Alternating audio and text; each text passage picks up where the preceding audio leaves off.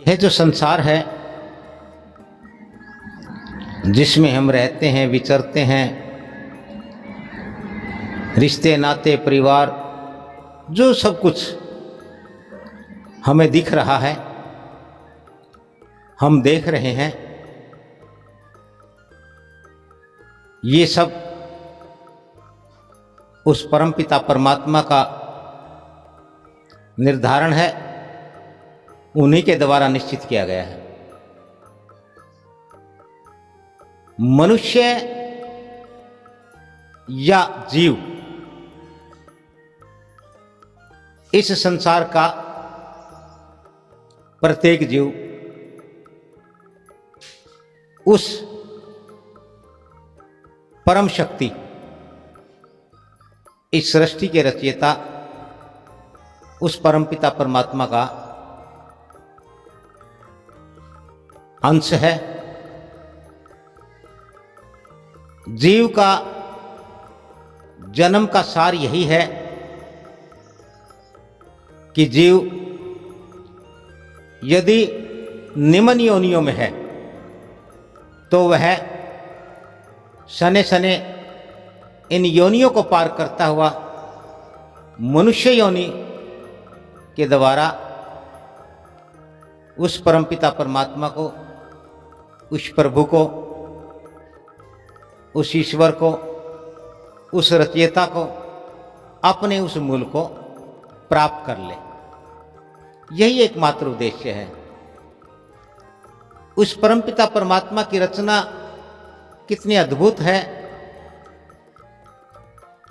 84 लाख योनियां इस संसार में बतलाई गई हैं, जिनमें मनुष्य सर्वश्रेष्ठ है। लेकिन निम्न स्तर की जितनी भी योनियां हैं, वे सारी योनियां, वे सारे जीव मनुष्य की तरह से विकृत नहीं है। केवल मनुष्य ही विकारों से भरा हुआ प्राणी है। इसलिए जो निचले स्तर के प्राणी हैं, निचले स्तर के जो जीव हैं, निचले स्तर की जो योनियां हैं, वो सने सने अपनी योनियां पूर्ण करते हुए, यानी कि वो अपनी योनियों से मुक्त होते हुए और अंतत मनुष्य तक पहुंच जाते हैं, मनुष्य तक का सफर तय कर लेते हैं। और यही एकमात्र योनि है। ये उस प्रभु की अधिकृत वो योनि है, परमात्मा प्रदत्त वह चोला है, वह शरीर है, जिसके जरिए, जिसके द्वारा उसे स्वयं को, प्रभु को, यानी कि आत्मा को, परमात्मा को जानने का, पाने का अवसर है, पाने का अधिकार है, यहीं से प्राप्त कर सकता है। लेकिन मनुष्य कहो, ये मानव ऐसा विचित्र प्राणी है, अब इसे बुद्धिमान होने का अभिमान है, सर्वश्रेष्ठ होने का घमंड है, या कर्म करने का है। कौन सा ऐसा अधिकार है इसके पास? कौन सा ऐसा कर्म करने का जरिया, तरीका है इसके पास कि यह अपने उस मूल को भूलकर, मूल को छोड़कर, ऊपर की ओर जाना को छोड़कर नीचे की योनियों को देखने में, जानने में और मानने में लगा हुआ है। यहां पर भी एक भूल करता है मनुष्य कि नीचे की सभी योनियां समय के अनुकूल हैं। प्रत्येक योनि केवल अपना दायित्व पूर्ण करती है, इसके अतिरिक्त वो कुछ नहीं करते, क्योंकि उनके पास कर्म करने का अधिकार नहीं है। मनुष्य के अतिरिक्त कोई भी जीव फंसने की ओर नहीं जा सकता, उसे नीचे जाने का भय नहीं है। यदि उसकी अपनी योनि पूरी हो जाती है तो निश्चित रूप से वह ऊपर आता है, ऊपर आता जाता है। लेकिन मनुष्य एक पैड़ी, एक सीढ़ी, एक मंजिल शेष है। यदि ये उसे प्राप्त कर ले, उसे पा ले,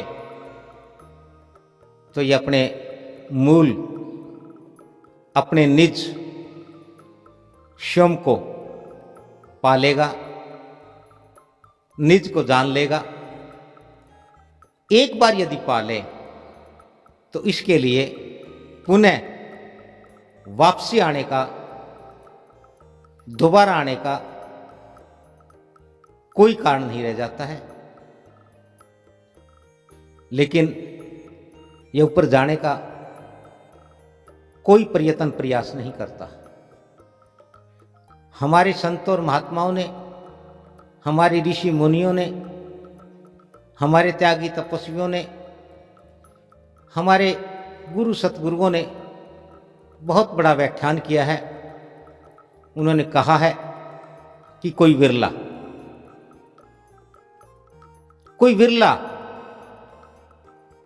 कोई लाखों में, करोड़ों में कोई एक, वो इस मार्ग पर चलता है, वह अपने मूल स्थान को वापस जाता है, वह अपना मूल जानना चाहता है, वह अपना मूल जान लेता है।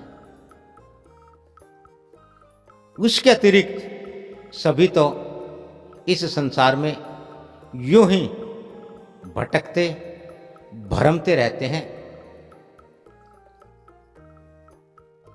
मनुष्य ऊपर की ओर जाना नहीं चाहता,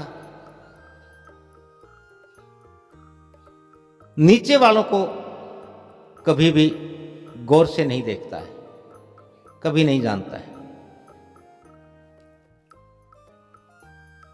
एक बात स्पष्ट है, हमारे गुरुओं ने, हमारे ऋषि मुनियों ने, हमारे सतगुरुओं ने स्पष्ट कहा है, निचले स्तर से, एक तत्व प्रधान से चला जीवन, एक तत्व प्रधान जीव से 5 तत्व तक का ये जो सफर है, ये लाखों योनियों के द्वारा प्राप्त होता है। यानी कि जीव को इतने जन्म लेने पड़ते हैं, इतने जीवन जीने पड़ते हैं, और उन्हें प्रत्येक योनि को, प्रत्येक जीवन को, प्रत्येक जन्म को पार करना पड़ता है। और उस पार करने के पश्चात ही उसे यह मनुष्य का दुर्लभ, अनुपम चोला प्राप्त होता है, जिसमें मनुष्य को तमाम अधिकार हैं सर्वस्व करने के और पाने के। बाकी जीवों को यह अधिकार नहीं है। अब मनुष्य को अधिकार मिला है तो मनुष्य न जानता है, न जानना चाहता है, न पाना चाहता है, न पाता है। कोई विरला ही पाता है। लेकिन जिन जीवों के पास अधिकार नहीं है, जिन जीवों को जीना ही है, जन्म पूरा करना ही है, योनियां पार करनी ही है, निश्चित है उनके लिए वो सहजता से, सरलता से, शुद्धता और सौम्यता के साथ, अर्थात अपने आप को पूर्णतः प्रकृति के सहारे, परमात्मा के सहारे, उस ईश्वर के सहारे छोड़ करके और अपनी योनियां, अपना जन्म, अपना जीवन, अपना सफर पूरा कर लेते हैं। और जीवन सफर जब ये पूरा हो जाता है, अंतिम पायदान पर आकर के खड़े हो जाते हैं, जिसे मनुष्य का जन्म कहा गया है, मनुष्य का स्थान कहा गया है, मनुष्य का नाम दिया गया है। But you're never gonna be me.